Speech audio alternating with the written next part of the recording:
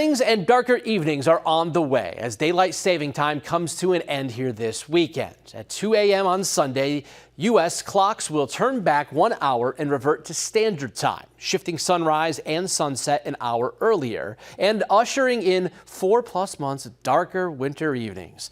It all comes as lawmakers debate whether the long-standing tradition should be eliminated.